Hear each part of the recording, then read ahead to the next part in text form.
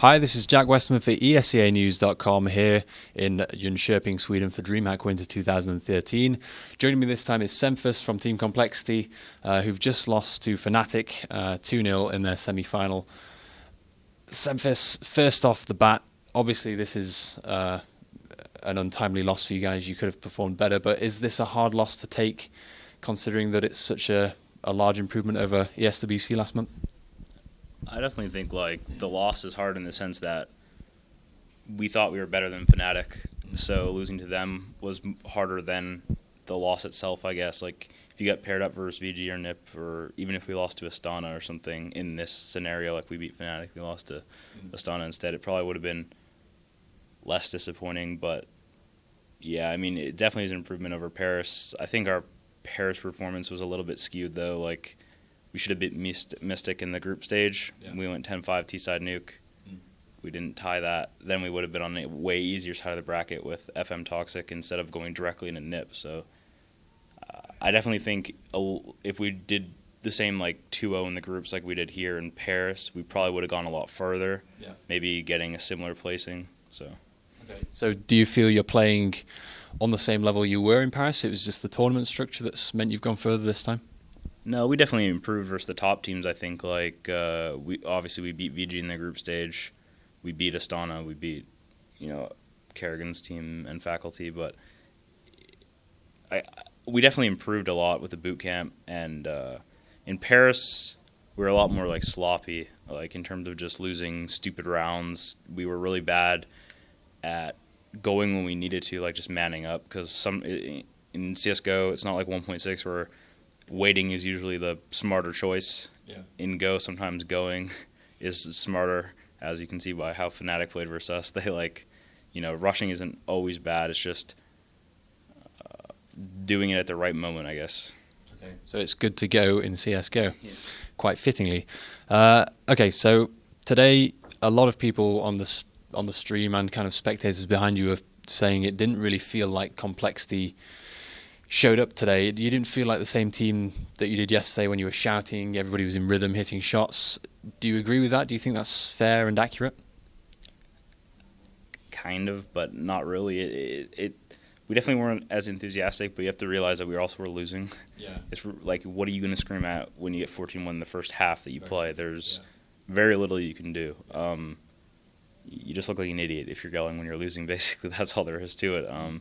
In terms of the same team, I think we just made the mistake of looking too much into them. We analyzed Inferno and Mirage, and we thought that they would look at our demos, and they knew we looked at our demos. They saw us doing it. You can't really hide it when you're, if someone just walks by, they can just see that you're watching their demo. So we took some decisions on Inferno that we probably wouldn't have normally made.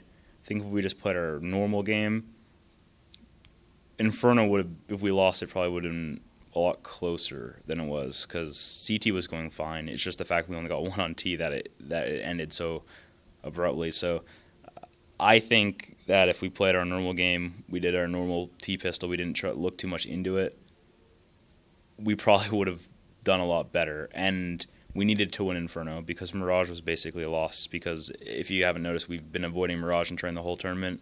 We've been we gambled really hard versus Astana. We first vetoed Mirage, leaving Train open, even though we knew that if we played Train, we would have a worse chance. We'd have a better chance on Mirage than we would have on Train. But we knew that if we let them first ban, they veto the map, then they could maybe have gone maybe they didn't want to play us on Dust 2 or Inferno or something. And if they do that, then we have to get rid of Train, and then it leaves Mirage in the pool. So the fact that we vetoed first makes them remove Train, because they didn't want to play Train either. Yeah. So we took a couple risks like that in the veto system.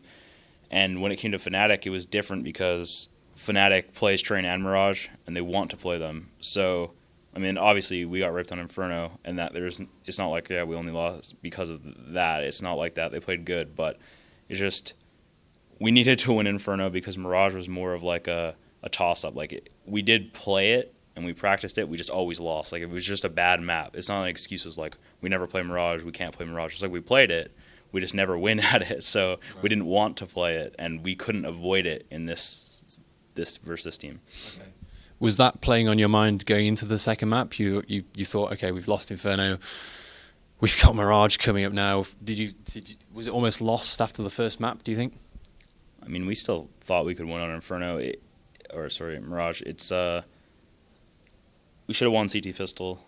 Me and Hiko had a miscommunication, and the round was still close, maybe becoming like a 1v2 at the end or something. But I think that was a thrown round that we should have had. We were set up correctly. We had rotates coming, but the miscommunication that we had was unfortunate. I told him I was going to spot the top, run out, and for him just to hide in the gayest spot possible, just to get like one kill because it's 5v4, right? Yeah. I one-shot some guy mid, but he didn't. I guess he didn't hear me because it's really loud. They had the League of Legends booth just booming, like a lot of bass. So when that's going, it's like anytime you hit your mic button, it picks everything up. So you try not to talk too much because of that. But, and then he was jump spotting by the van, so they knew where he was. So the whole bait setup was I was in a bad position because he was still spotting, and then I was in a, it was just we were both doing stupid things. And I think if we win that round, since we won the first round on CT Mirage, we would have been 3-0, and then we would have won first gun round 5-0. Then we have the money. Yeah. And then if you go and we only got 5 rounds on CT, so that is already equal to the rounds that we got total. So then after that, even if we only get a couple more rounds, it's fine. And then on T side, we won pistol, and then we got eco'd like idiots with more miscommunications. And that wasn't the hearing problem. That was just people made mistakes pretty much, and it cost us a round. But I think if we were a little bit more on point like we were yesterday versus Donna in the group stages, Mirage could have been a win. It wasn't guaranteed by any means, but I don't think in our mind we were like we've lost because of Mirage. It was more along the lines of we have to play our best right now or else we're going to lose, and we didn't. Okay. Well, speaking of not playing your best, in that case, a lot of people on the stream and again in the spectators kind of behind you guys were saying that people like you and Hiko are very dependable, very consistent fraggers. Then you have Jordan, Nothing, who kind of, if he's on his A game, he's your best fragger. And if they kind of felt that a lot of your performance depends on Jordan's play, and today it just wasn't there. Do you think that's accurate? What's your dependency on Jordan? I mean, our dependency on Jordan, it's not like we live or die on him. Yeah. Obviously, everyone on the team can have big games. But on Inferno, it might be more reliant since me and him are going first. So if me and him just die, then it makes it really hard on a map like that, close corridors. They were playing 4A a lot of the time, gambling. They were doing B pushes and then falling 4A, which is it's smart. It's not nothing like it was good by them. It's just when we don't get the opening kills from Jordan and me, then it really hurts the team on that map. But maps like Nuke, Dust 2, it's not reliant on Jordan. It's I guess Inferno just because it's so close corridors that you're running into. If your entry fraggers do die, and he is the one that goes first mostly, you will notice it more. But I don't think it was necessarily him playing bad. Sometimes when you go first, you're just going to have those games where you die. Freeberg goes first most of the time with Exist and Nip and stuff, and obviously Force and Get Right stats are much higher than his, and I think that's when the rest of us need to step up. If someone like Jordan is doing bad, it's not all on him, Right. Okay. Well, talking more generally now then, so less of a focus on the tournament. Valve have announced that they're going to be putting more money into Global Offensive going forward. They haven't really specified the amount, but these esports boxes are going to continue. There's going to be more big money events in the future. How is that going to change your investment in Global Offensive as a game? Are you going to be focusing on this a lot more than you were previously? It would help our motivation in the US, I think, because not only for us, if there's at least 1 or 2 tournaments a year that are in America for a lot of money, I think it would help make the team start trying harder in America, which is the number one thing. Right now, it's only us and iBuyPower that have a sponsor able to send us to events, and we don't really play each other that much in terms of scrims. That's just usually what happens with the 2 best teams in the country. They usually avoid each other. It happens everywhere. Like Nip and VG don't really scrim each other. It's normal. It's nothing personal. It's just you don't when you go to ESEA lands and stuff, you don't want them to know what you do and stuff like that. But I definitely help for the lower tier teams in America. Americans have really good aim. Like we don't lack aim. I don't think we lack confidence on LAN. A lot of players can't perform the same that they do online, which isn't necessarily unexpected when you never really go to LANs or you've only been to one or two locals. You know, then you're on a stage with music blasting. It's a lot different environment, especially with money on the line. Yeah. So I think if they started hosting some tournaments, like if there was ESEA plus, you know, maybe random qualifiers for ESWC for next year or something, plus Valve has a tournament maybe combined with the international or something. I know that's not been announced, but that would be nice in my opinion.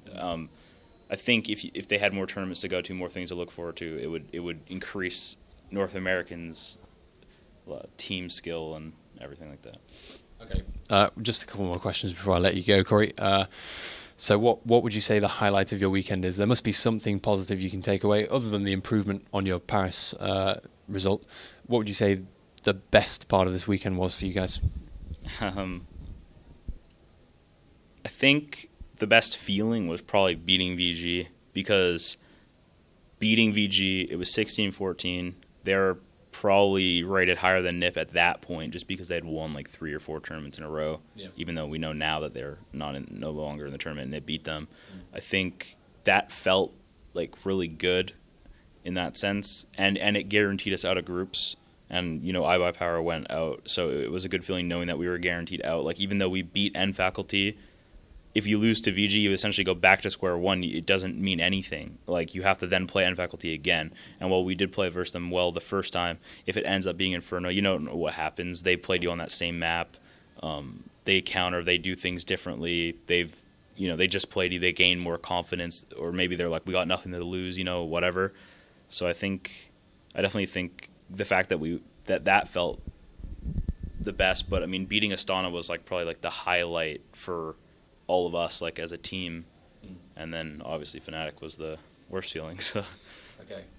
Well, in light of that, I won't keep you for very much longer. Just a couple more questions. So, you've had a ton of support from back home this event. You've had people on ESEA getting up at 3 a.m. or whatever to watch you guys, posting on the forums, just absolute raw kind of love for complexity.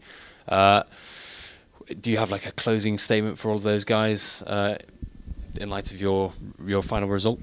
No, it's great. I mean, that's what I used to do for many years with 1.6 and stuff, so I know what it's like to be that person that, you wake up or you screw your sleep schedule up to watch these matches, and no, it's great. I mean, you need fans like that to keep the game going, get them better in the game. Like watching demos and watching people play, it makes them better.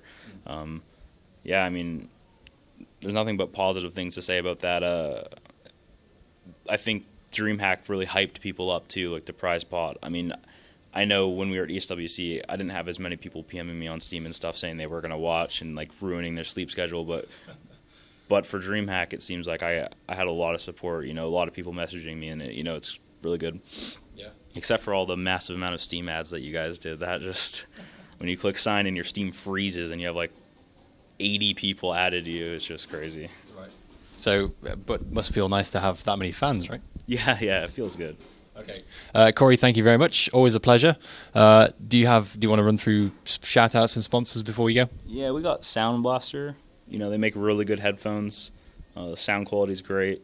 We have QPad, PNY, Elite Gaming, and obviously compLexity, Jason Bass and Jason Lake. Thanks to those two guys for picking us up and giving us the boot camp even after our ESWC failures. But I definitely think it helped a lot to boot camp, and I'm grateful that they did that. So. Okay. Awesome. Yeah. If in doubt of what your sponsors are, refer to the shirt. Yeah. Okay. Corey, thank you very much again. And for all of you at ESEA.net and ESEAnews.com, stay tuned to the website for the rest of today and throughout the week for analysis, breakdowns, video recaps, all that kind of stuff from DreamHack Winter 2013.